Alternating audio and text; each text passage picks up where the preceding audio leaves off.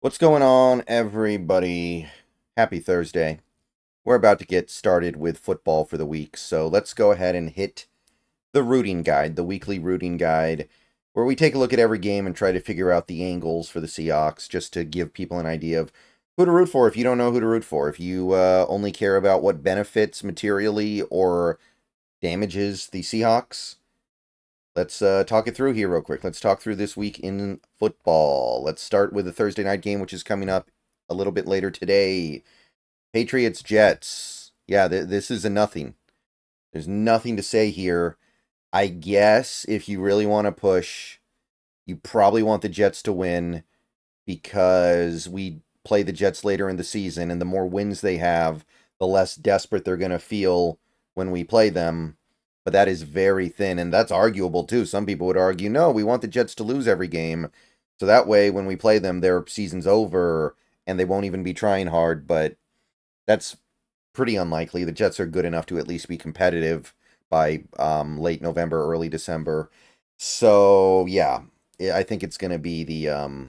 I think you just got to root for the Jets just because of that.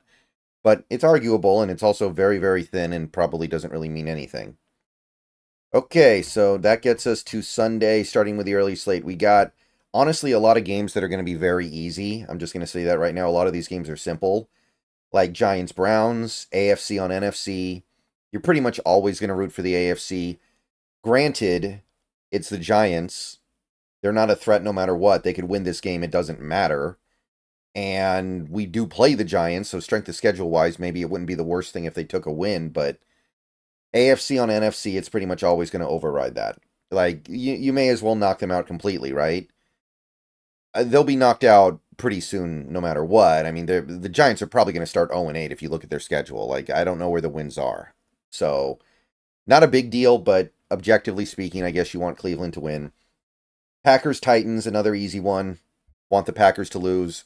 Packers kind of kept their season alive with that surprise win on the Colts, so we could certainly use them going away and knocking some L's around while Love's out and making sure they're not a big threat when they come back, when he does come back, because it sounds like he will come back soon. So AFC on NFC, we're pretty much always going to be rooting for the AFC. I don't think this game's an exception. And don't sleep on the Packers. If they're still alive when they get healthy, they can go on a run like they did last year. They weren't even a very good team last year, and they went on that late season run.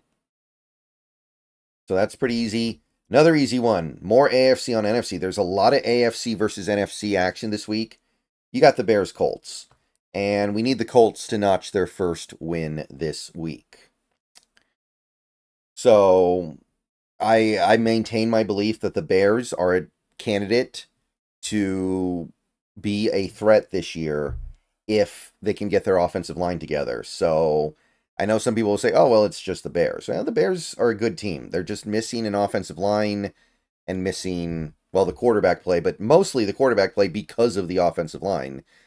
I don't think Caleb's really doing anything all that wrong. He just doesn't have the line. So, yeah, we're rooting for the Colts here for sure. Texans, Vikings, definitely need this Vikings thing to end. We need this Vikings thing to stop. And the Texans are a great team to do it. It's going to be on the road. It's not going to be easy. Vikings, they're, excuse me, they're showing some stuff here. But, yeah, we need them to go away. We need them to knock it off. And, yeah, we are definitely pulling for the Houston Texans here to take care of business. Push the Vikings down just a little bit here. Let's see here. Eagles, Saints.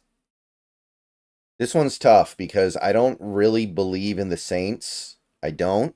But they are 2-0, and they have looked really good through the first 2 weeks, so they're at least that good, right? And the Eagles, I don't totally believe in either. I still feel like, I mean, this is just because of my expectations in the offseason. I feel like they're going to be, I feel like they're going to end up being more of a player in the NFC than the Saints, but that's purely based off of my projection of things. That doesn't really have anything to do with what we've seen so far this year, where the Saints have looked like the best team in the league. So, this one's hard. We don't play either team, so there's no strength of schedule argument. I think I think we want the Eagles to win because I don't see the Eagles as a likely wild card contender. I'm now thinking they're going to win that division. It's a pretty bad division. Whereas the Saints, because they've got Tampa Bay in that division, more likely they're competing for a wild card by the end of the year, if I had to guess. But that's tough, man. That could go either way. And if you disagree with me, I'm not going to be surprised. That's tough. But I'm going to we want the Eagles to win. Chargers, Steelers. Yeah, I got nothing here. There's not much to say. We don't play either team, two AFC teams. Really no angle here, so do what you will. And final early game slate will be Broncos Buccaneers. Not really expecting anything for obvious reasons, but yeah, if somebody could knock off Tampa Bay, I sure would appreciate it. And if it wants to be a lowly team like Denver, that would be great.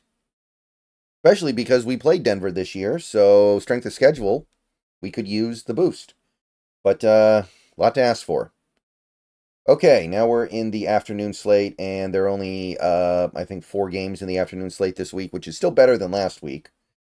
Panthers, Raiders. Yeah, we technically want the Raiders to win because they're the AFC team, but it also doesn't really matter because it's the Panthers, and they're very bad, and they are obviously no threat. Even if they find a way to win this game with, I guess they're putting in Andy Dalton, it doesn't matter. They're still a terrible team that isn't any kind of a threat to do anything this year. So I guess we want the Raiders to win, but it's another one where it's just so low stakes.